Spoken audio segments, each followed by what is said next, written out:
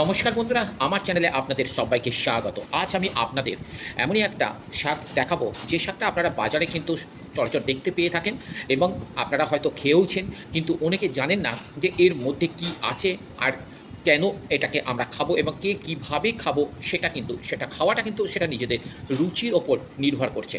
তা চলুন সময় নষ্ট না করে আমি আপনাদের দেখাচ্ছি সেই শাকটা কী। দেখুন, এই শাকটা হচ্ছে আপনারা আমার অতি পরিচিত কিন্তু একটা শাক, লাল নোটে শাক। হয়তো আপনারা সবাই জানেন যে এই শাকটার মধ্যে কী আছে। আপনারা যতটুকু জানেন তার সাথে হয়তো আমি যেটা বলবো কিছুটা হয়তো মিল আছে, আবার কিছুটা আমরা হয়তো জানি না। আমরা খাবার হয় আমরা খেয়ে নিই। তাহলে চলুন সময় নষ্ট না করে তাহলে আপনাদের আমি বলে দিচ্ছি যে এই শাকটার মধ্যে কী কী আছে। তার প্রথমে আমি বলে দিই এই শাকের মধ্যে কী আছে। না, এই শাকেতে আপনি পাবেন প্রচুর পরিমাণে ক্যালসিয়াম পাবেন, প্রচুর পরিমাণে আপনি কিন্তু ক্যালসিয়ামটা পাবেন কিন্তু আপনি আয়রনটা পাবেন, আর পাবেন কিন্তু আপনি ভিটামিন এটা পাবেন, আর পাবেন কিন্তু অ্যান্টি অক্সিডেন্ট কিন্তু এই শাকের মধ্যে আছে।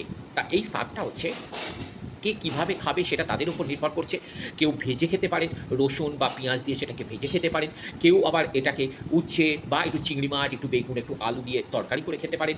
আবার কেউ হয়তো এটাকে অন্য রকমভাবে অন্য রকমভাবে আপনার আইটেম করে এটা কিন্তু খেতে পারেন। তা এবার আমি বলবো এই শাকটা আমরা কেন খাবো।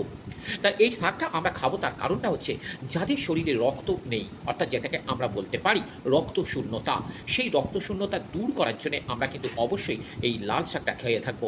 এবং প্রচুর পরিমাণে যাদের রোগ প্রতিরোধ ক্ষমতা কম তারা কিন্তু অবশ্যই কিন্তু এই শাকটা খেয়ে থাকবেন। তবে এর আবার কিন্তু অপকারিতাও আছে। কীরকম জিনিস? যে কোনো জিনিস কিন্তু বেশি পরিমাণে খাওয়াটা উচিত নয়। আপনারা সপ্তাহে দুদিন খেতে পারেন, কিন্তু পরিমাণটা কিন্তু অল্প খাবেন, কারণ শাক আপনাদের পেটকে কিন্তু ছাড়িয়ে দেয়।